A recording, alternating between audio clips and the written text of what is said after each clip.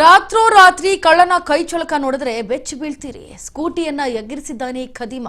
ಹಾಗಿದ್ರೆ ಮನೆ ಮುಂದೆ ಏನು ನಿಲ್ಸೋ ಆಗಿಲ್ವಾ? ಸ್ಕೂಟಿನೂ ಬಿಡಲ್ಲ, ಸೈಕಲ್ನೂ ಬಿಡಲ್ಲ, ಜೊತೆಗೆ ಕಾರ್ನೂ ಬಿಡಲ್ಲ. ಹೇಗ್ ಬೇಕಾದ್ರೂ ನೀವು ಸೈಡ್ ಲಾಕ್ ಅನ್ನ ಹಾಕಿ ಆ ಸೈಡ್ ಲಾಕ್ ಅನ್ನ ಯಾವ ರೀತಿ ಕೀಳ್ಬೇಕೋ ಆ ರೀತಿ ಕಳ್ಳತನ ಮಾಡೋದ್ರಲ್ಲಿ ಎಕ್ಸ್ಪರ್ಟ್ ಇರ್ತಾರೆ ಕೆಲವರು.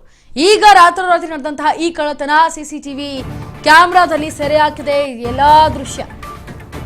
ರಾತ್ರೋರಾತ್ರಿ ಕಳ್ಳನ ಕೈ ಚಳಕ, ಸ್ಕೂಟಿ ಎಗರಿಸಿದ್ದಾನೆ ಭೂಪ. ಕಳ್ಳತನ ದೃಶ್ಯ ಇದೀಗ ಸಿಸಿಟಿವಿ ಕ್ಯಾಮೆರಾದಲ್ಲಿ ಸೆರೆ ಹಾಕಿದೆ. ಇದು ಹುಬ್ಬಳ್ಳಿಯ ಜನತಾ ಬಜಾರ್ ಬಳಿ ನಡೆದಂತಹ ಘಟನೆ. ನಿನ್ನೆ ರಾತ್ರಿ ನಡೆದಿರೋದು. ರಾಜಾರೋಷವಾಗಿ ನಕಲಿ ಕೀಯನ್ನ ಬಳಸಿ ಸ್ಕೂಟಿಯನ್ನ ಎಗರಿಸ್ಕೊಂಡು ಹೋಗಿದ್ದಾನೆ. ದೃಶ್ಯಾವಳಿಗಳಲ್ಲಿ ಗಮನಿಸ್ತಾ ಇದ್ದೀರಾ. ರಾತ್ರೋರಾತ್ರಿ ಆರಾಮಾಗಿ ಬಂದ, ಕೀಯನ್ನ ಇಟ್ಟ, ಆನ್ ಮಾಡ್ದ, ಹೋದ, ಅಷ್ಟೇ ಮುಗೀತು. ಇದು ಕಳ್ಳತನ ಅನ್ಬೇಕೋ ಇಲ್ಲ ಆತನ ಗಾಡಿ ಅನ್ಬೇಕೋ?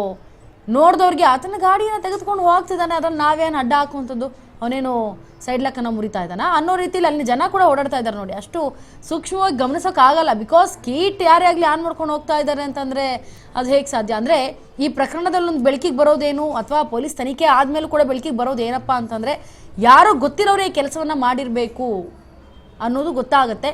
ಇಲ್ಲ ಈ ರೀತಿಯಾಗಿ ಕೀ ಇಟ್ಟು ಅದ್ಯಾಗಿ ಹೋಗೋಕ್ಕೆ ಸಾಧ್ಯ?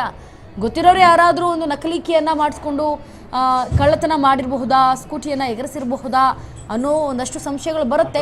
ಆದರೆ ಇದ್ರ ಬಗ್ಗೆ ಹೆಚ್ಚಿನ ತನಿಖೆ ನಡೆದ ಮೇಲೆ ಗೊತ್ತಾಗುತ್ತೆ ಅಸಲಿ ಕಥೆ ಏನು ಅಂತ. ಸದ್ಯ ಈ ಖದೀಮ ಕಳ್ಳತನ ಮಾಡ್ತಾ ಇರುವಂತಹ ದೃಶ್ಯ ಸಿಸಿಟಿವಿ ಕ್ಯಾಮೆರಾದಲ್ಲಿ ಸೆರೆ ಹಾಕಿದೆ. ಹುಬ್ಬಳ್ಳಿಯ ಜನತಾ ಬಜಾರ್ ಬಳಿ ನಡೆದಂತಹ ಘಟನೆ ಇದು. ನಿನ್ನೆ ರಾತ್ರಿ ನಡೆದಂತಹ ಘಟನೆ.